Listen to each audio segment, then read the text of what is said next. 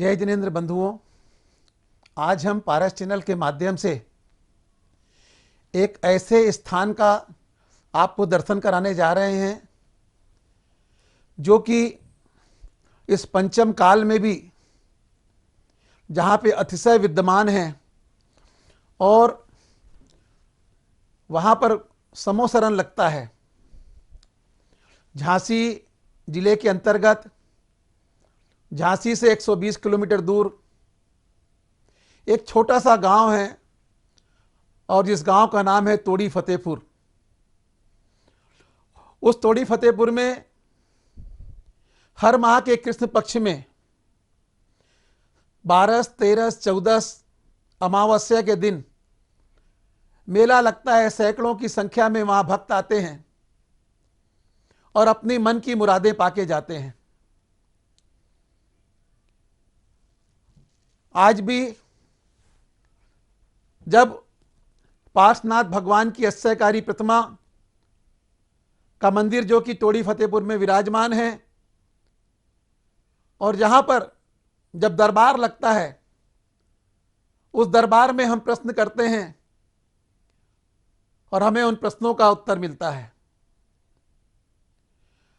और तोड़ी वाले बाबा का तो यह चमत्कार है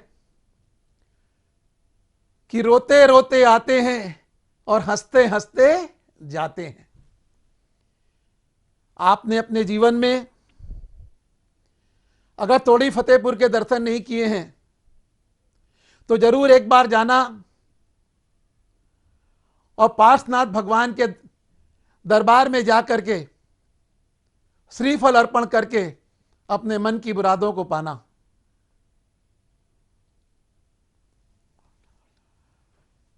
एक ऐसा दरबार जहां सब बीमार व्यक्ति आता है वो स्वस्थ होके जाता है, जो लंगड़ा के आता है वो चल के जाता है। कहते हैं किसी का कैंसर ठीक हो रहा है, कई प्रकार की आदि व्याधि दूर होती है। ऐसा दरबार तोड़ी वाले बाबा के दरबार में आप जरूर आएं और आइए हम वहाँ तोड़ीपुर वाले बाबा के प्रवचन और आपको वहाँ के दर्शन कराते हैं पारस चैनल के माध्यम से। आप देखते रहिए तोड़ी वाले बाबा अस्सयकारी भगवान पार्श्वनाथ भगवान के दर्शन कर अपने जीवन को धन्य करें। जय जिनेंद्र। उत्तर प्रदेश के जिला झांसी में मऊरानीपुर के समीप स्थित अतिशय क्षेत्र तोड़ी फतेहपुर एक ऐसा अद्भुत क्षेत्र है जहां देवभूत अतिशयों का आज भी प्रत्यक्ष देखा एवं अनुभव किया जा सकता है तथा जहां मात्र वीतरागी जिनेंद्र भगवान के अलावा अन्य किसी भी प्रकार के मिथ्यात्व पोषक देवी देवताओं की पूजा भक्ति आदि न होती है और न ही प्रत्यक्ष अथवा परोक्ष रूप से ऐसी प्रेरणा दी जाती है, बल्कि दृढ़ता पूर्वक गृहीत मिथ्यात्व पोषक क्रियाओं रागी देवी देवताओं आदि की मान्यता को छुड़ाकर वीतरागी देव शास्त्र गुरु का सदाचारी श्रावक बनने का रास्ता बताया जाता है। क्षेत्र पर आज भी रत्न वृष्टि देखने को मिलती है। वर्ष 2021 के भाद्र पक्ष में क्षेत्र पर अढ़ाई द्वीप विधान संपन्न किया गया। नियम त्याग पवित्रता एवं श्रावकों द्वारा लगातार एक अन्न का भोजन किया गया, जिसके फलस्वरूप हवन की पूर्णाहुति के कुंड से लगातार घी का निकलना प्रत्यक्ष चमत्कार को दर्शाता है। पहली प्रतिमा का स्थान नहीं और 5 प्रतिमा का नाम लेता है, 6 प्रतिमा का नाम लेता है, 7 प्रतिमा का नाम लेता है। अरे इस तरह चलने में जाने कितनी प्रतिमा मिल जाती हैं। प्रतिमा गिनने से प्रतिमा नहीं कहलाती है। इसी पूजन में तो जाने कितनी प्रतिमा मिल जाएंगी, लेकिन उसमें गिनती होती है ना। समझो, जिसने गिनने से प्रतिमा ली वो प्रतिमाधारी नहीं कहलाता, ढोंगी कहलाता, ढोंगी। तो आज जितने ही भारत क्षेत्र के अंदर ढोंगी फिर रहे हैं जी, सब प्रतिमा लेने का गिन रहे हैं।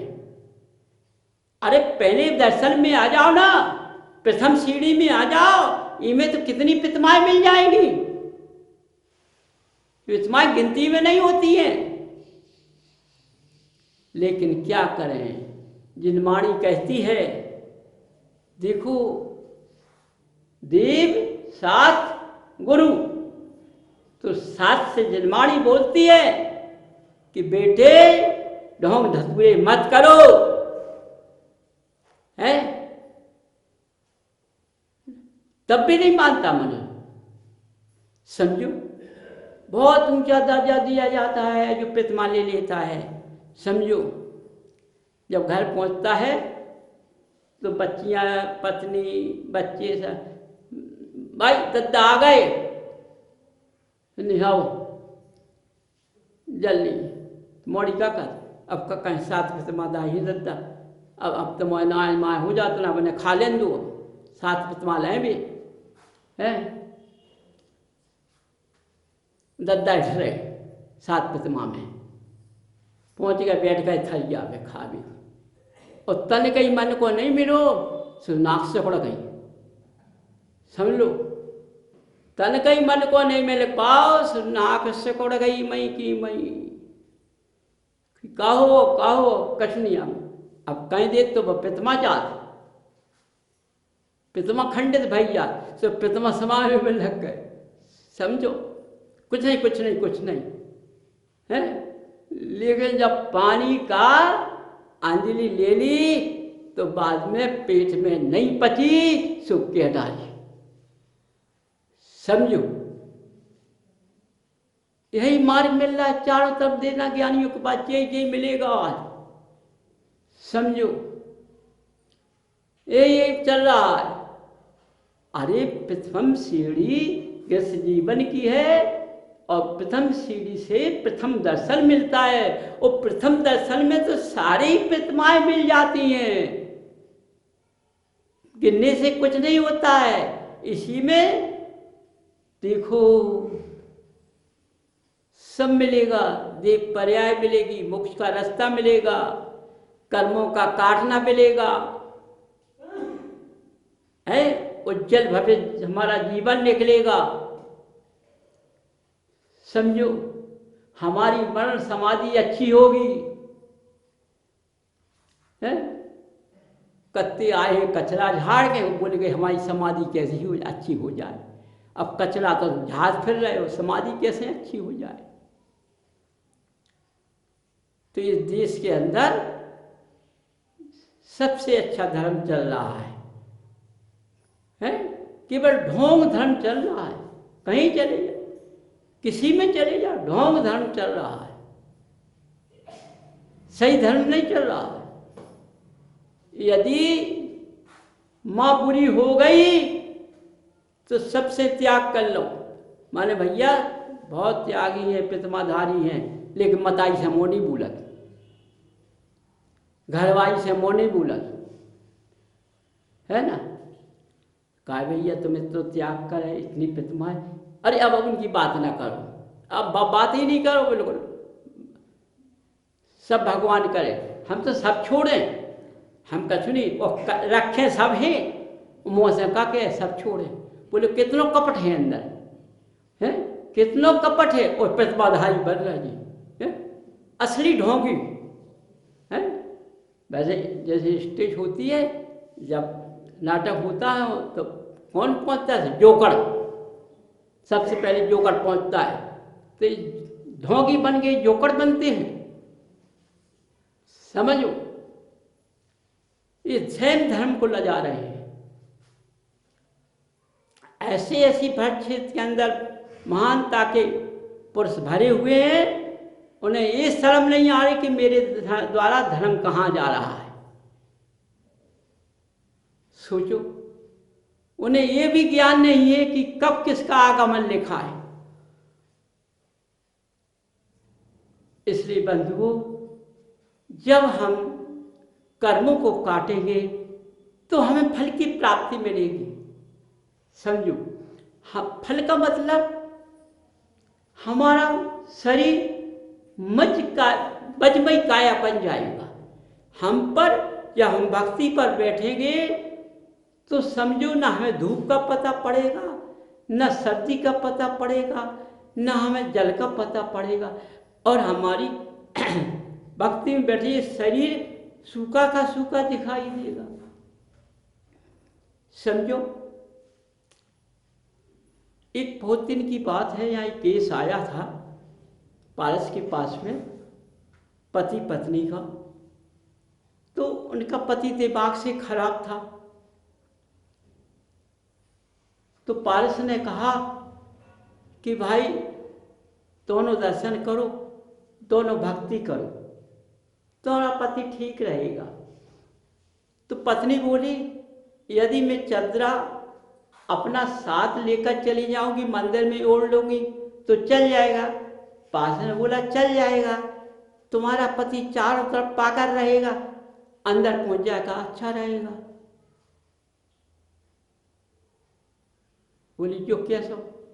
अरे जब तुम चारों तरफ अपनी काया दिखाती जाओगी और मंदिर में ढकलोगी तो तुम्हारा पति चारों तरफ पागल दिखाएगा, तो पुतरा की तरह सीधा खड़ा हो जाएगा।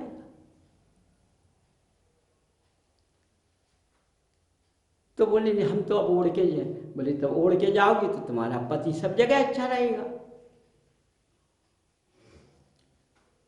अब पत्नी जब जिनालय जाती है, सब महिलाओं ने टोक, अब दूसरों से परेशान मनुष्य होता है, टोका टोकी हुई तो उसको लज्जा आ गई, तो उसने अपना चद्दर नहीं ओढ़ा, तो उसका पति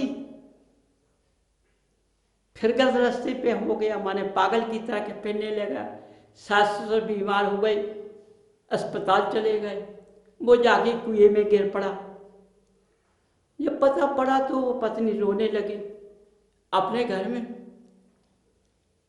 और थोड़ी वाले बाबा अब क्षमा कर दी, मैं कोई कितना भी करूँगा, मैं चद्दर ओढ़ूंगी, मेरा ससुर, मेरी सास, मेरा पति स्वच्छ आ जाए घर पर।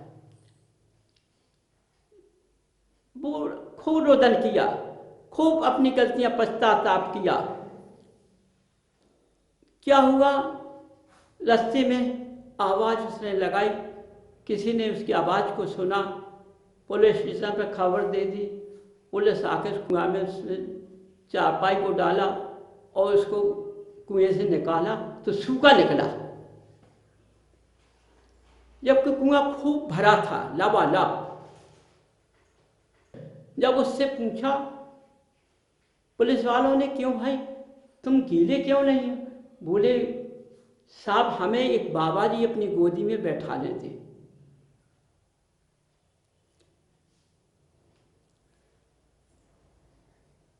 उनने हमें जल में नहीं जान दो, अतपर से ले लो। बोले चारपाई तो गीली है। बोले तुम्हारी चारपाई टंगी थी तब बैठा दो, तो उनने गीली नहीं हती, जब तुम्हें गीली दिखाई दे गई।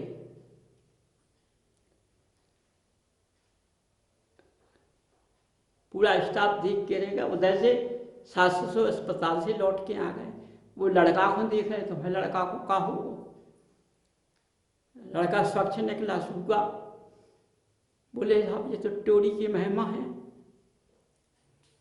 जब घर आते तो पत्नी रोदन कर रही है, भगवान से गलती मना रही बार बार।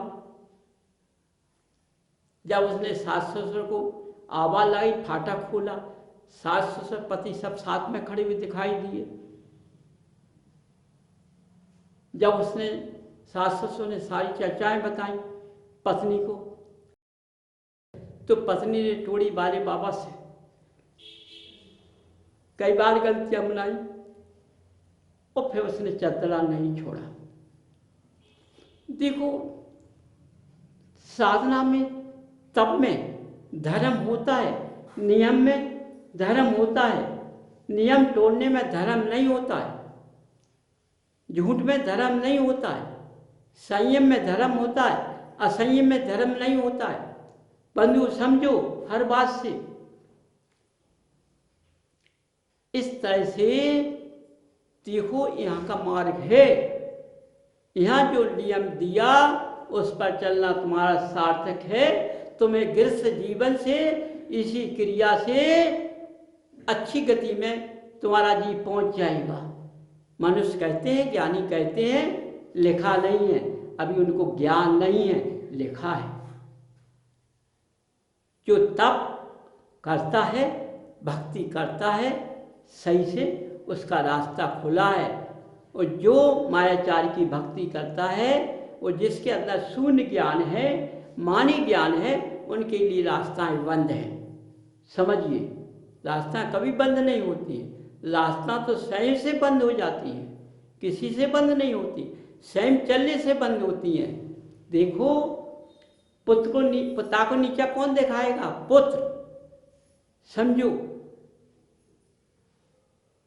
नाक कौन कटाएगा? बच्ची। पिता पुत्र की नाक कौन कटाएगी? बच्ची। पति की नाक कौन काटेगा? स्त्री। मर्यादा उल्लंघन कौन करेगा? स्त्री। जब स्त्री ने किया तो बच्चा बच्चियों ने माया का, है ना, मर्यादा लांघ गए। तो जहाँ मर्यादा नहीं है, माने जिस खेत में बगिया लगी हुई है उसमें बारी नहीं लगी, तो उसमें जाने कितने पशु आ सकते हैं।